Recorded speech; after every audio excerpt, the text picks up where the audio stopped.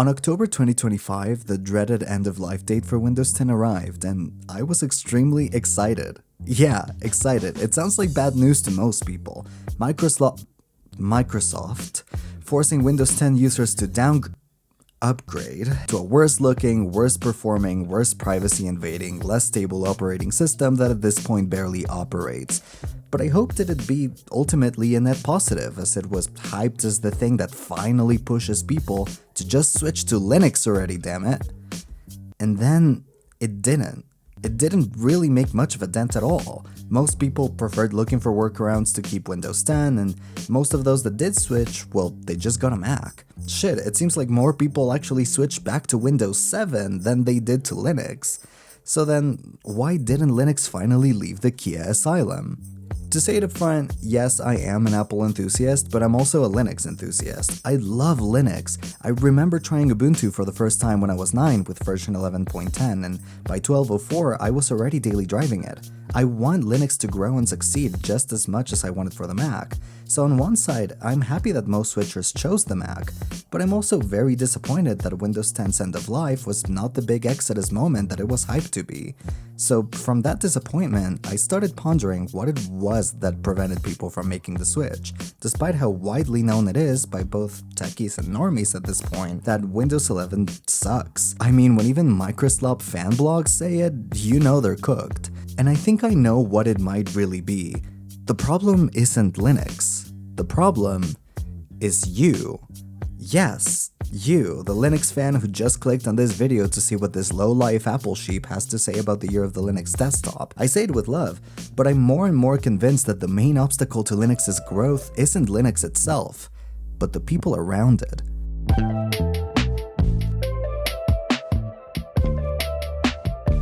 I know this will piss some people off, so I hope you're ready for it. Linux is gorgeous, perhaps not always visually, but it's technically gorgeous. Linux solves almost all the problems that plague Windows 11, and this isn't unknown. There should be basically no hangups to people wanting to switch. It looks good now, it's stable, it's performant, it's efficient, and by this point when most things people do are done in the browser, it's compatible and easy enough for most people to use. Linux might not be the king of my heart, but every time I use it from a Mac daily driver's perspective, I genuinely enjoy it. If the end game for most users is to do their normal daily tasks, it shouldn't be difficult at all to switch, and yet they don't. At this point, I think it's safe to fully attribute this to one very important thing most Linux users completely forget about. Reputation. You see, you, enlightened Linux aficionado, you are so smart and superiorly inclined tech-wise, but the normal person can only base their decisions on so much, and reputation is one of the few things they can trust they know. Linux's reputation is, in itself, not the worst it's ever been. I think most people that are at least broadly aware of Linux's existence are also broadly aware of its benefits. But unfortunately, something's reputation is not just defined by the thing itself, but the people it represents. Humans are social animals, and social reputation is delicate. Don't blame me or any Linux competitor, this is fully self-inflicted. The truth is that by now, those that are aware of Linux as an option also have an idea of how the average Linux user is like and what it's like to be one.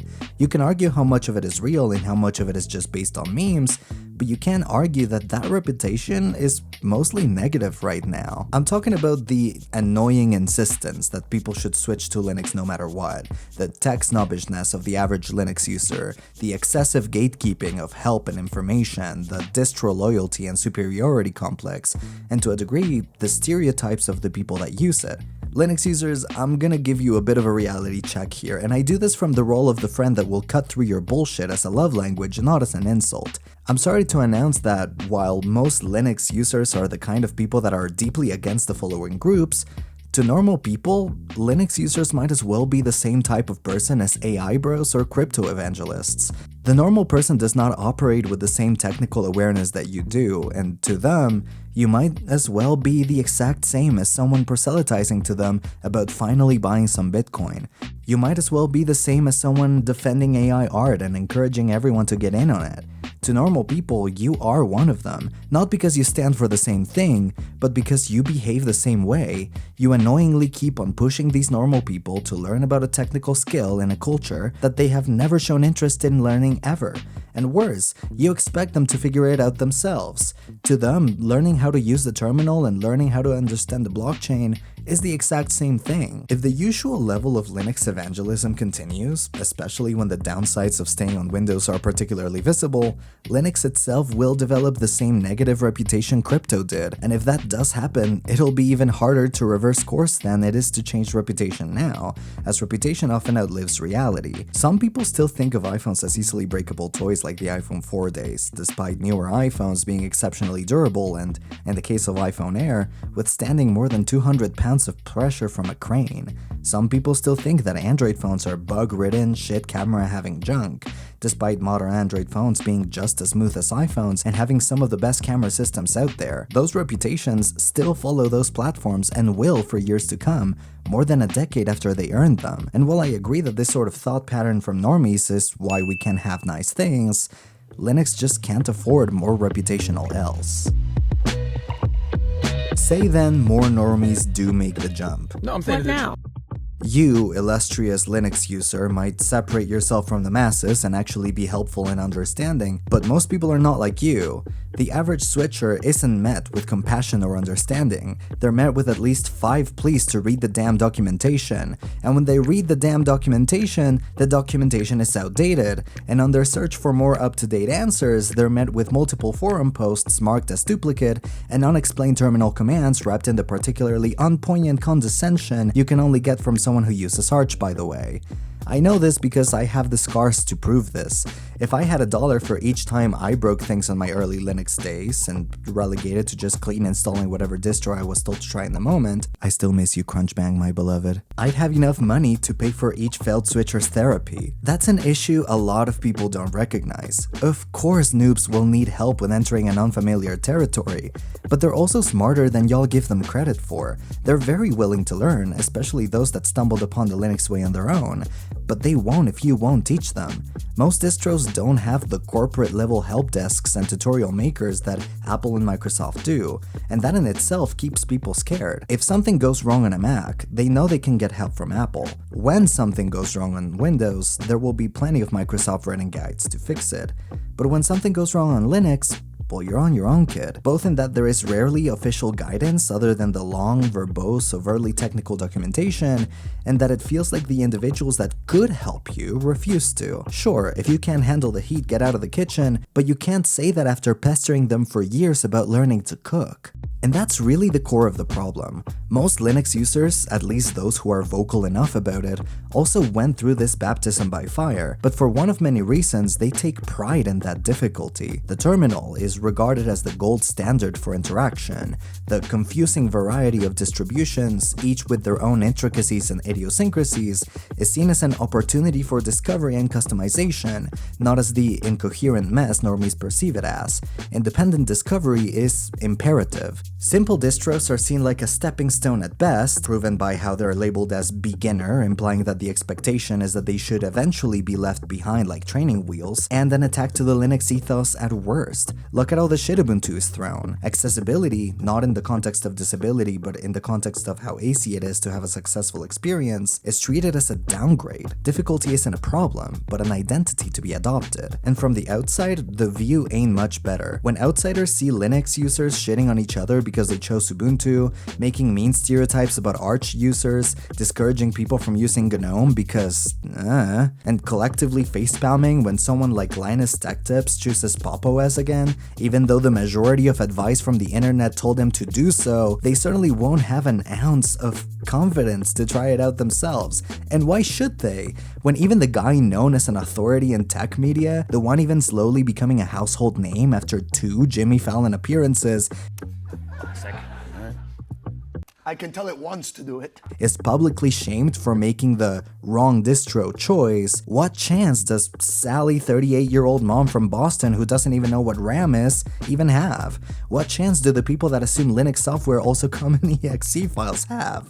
I know firsthand that dealing with uninformed people is mind-numbing, but it's not like you're dealing with people whose favorite color is 5. Most people are only one kind answer away from enjoying their experience, and oftentimes they can't even get that. Again, Humans are social animals. For as long as the Linux community keeps annoyingly pushing normies to switch no matter the cost, only to leave them stranded and even shame them for their choices and doubts once they actually do make that switch, people will not be switching. Now let's actually talk about the normies themselves, because Linux and open source software in general behave less like a product and more like an ideology. There's nothing inherently wrong with that, most platforms have some sort of ethos of their own, that's why people become fans of them. But to the average Linux user, the ideology of Linux seems to precede the pragmatics of actually how it works for people, rather than how it works for its goals. To normal people, computing just isn't that big of a deal. To them, a computer is a tool, a work device, an accessory to fun and entertainment, maybe a tool for creation. This goes further than just wanting it to work. After all, Linux works for most computing needs. But people don't want to work for their computer, they want the computer to work for them. They want the computer to be a device that lets them achieve their projects, not a project itself. But the fragmented, modular, extremely customizable design of Linux turns computers into the project itself. People want to make great music with computers, not wrestle with Pulse audio. People want to further their business growth, not make figuring out Flatpaks their full-time job. They want to watch the 10th episode of the show they're watching, not their 10th tutorial on choosing the right distro. These issues, no matter how much they've lost relevance in a lot of cases, are not accidental, but a result of the philosophy that Linux was built on. Linux was built for those who do find computers their projects, or at least those who are paid to treat them as such. Therefore, most distro makers operate from the assumption that their users will be those people, and the moment they don't, the community will rip them a new one. Again, see also Ubuntu, and how projects like Unity 8, Ubuntu One, and Ubuntu Touch were treated by the community. There's a reason you're called Linux evangelists. You're not giving people a tool, you are selling them a philosophy, sometimes religiously. You vilify outside groups like zealots do. You talk about computing liberation the way religious people talk about their savior.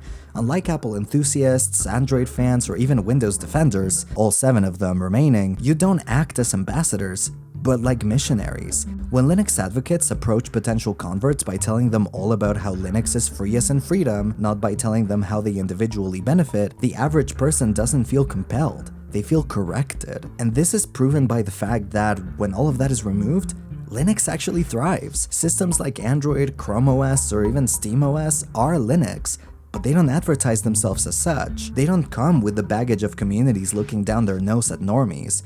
Android is sold as a platform, not as a movement. Chromebooks are presented as affordable and efficient tools, not as agents of digital freedom, and rightfully so, to be fair. Doing such a thing with a Google product is like selling fried chicken as an alternative to Ozempic. The Steam Deck is sold as a versatile gaming device, not as a Linux handheld.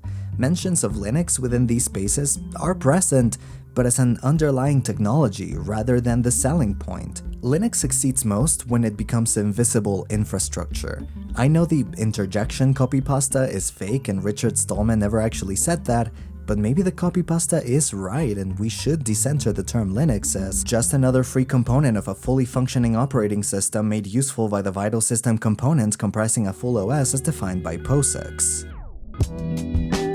So then, how the hell do we fix it? It really seems like, based on this, Linux is doomed. And if my prediction that this won't change is right, it could be. But I don't want it to be that way. I see so much untapped potential in Linux that for X, Y, or Z reason, the community just won't take advantage of. So if we want for the year of the Linux desktop to finally come, here's my 3 proposals. 1. Stop being annoying to people about switching to Linux. This doesn't mean shut up about it, but take a more passive approach. This is actually something you could learn from us as Apple enthusiasts. When Steve Jobs came back to Apple and fans were passionate about them avoiding bankruptcy, Mac users never pushed people to switch to the Mac.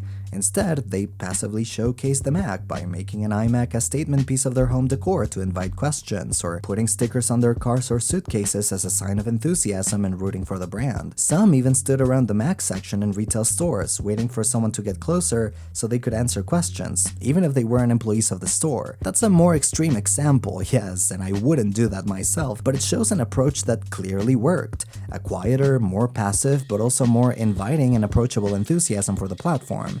One that didn't aggressively push people to buy a Mac, but that amicably invited people to reconsider their purchase decisions next time they were in the market for a computer. Echoing the last section, Mac fans acted as ambassadors, unlike Linux users who act like missionaries. Passively but amicably showing enthusiasm for Linux, just as part of your lifestyle and technological world and not as a nerdy moral imperative, might make the most impact attracting normies to Linux. Don't tell people Linux is better. Let people realize it themselves next time Microsoft bricks their Windows laptop with an update again, but you came out of it scot-free. 2. Realize and accept that normal people's priorities and expectations of a computer do not really match the core principles of Linux as a movement and community. Endless customization, open source software, and full liberation of computing, whatever that means, are good causes, but people don't care about a technological moral high ground. People care about their computers working, and if you want Linux to grow, you'll have to accept that that will inherently come at odds with your principles as a Linux enthusiast. You will have to make peace with closed source. You will have to make peace with corporate involvement. You will have to make peace with software that prioritizes vision over openness. You will have to make peace with distros that aren't as free as in freedom as you would like, whether that's Ubuntu, Chrome OS, or something new down the line. You will have to deal with the ideology of Linux being treated as secondary, and if you still insist, you can convince the converts otherwise, once Linux doesn't feel like alien tech to them. And for the distro makers, number 3, prioritize vision and frictionlessness. Performance is important, yes, and making similar desktop environments to Windows or Mac a la Zorin or Elementary are noble pursuits, but normal people's main hurdles aren't familiarity. They're way more intelligent and willing to learn different things than you give them credit for. Their main hurdles are friction, the fear that something will go wrong, and their aversion to frustration. It's why most people that switch to macOS love it, even if it's not familiar to Windows users, or even if they're not 100% happy with how Apple does things. They can trust that any frustration will come from their learning curve, not from bad design or unreliability. We could not wait until the 30 days was up so we could ditch these turds. There's an update for our switching to Apple video. Oh? Wait, what about second MacBook Pro? I bought this with my own money. I opened this piece of crap up, this Windows garbage. The driver update literally failed, bricked it. It took me like 2 hours to get it, and I was just like, F this, and ordered a MacBook. The woman was too stunned to speak. It's also why I said that distros that do not market themselves as Linux will lead Linux growth.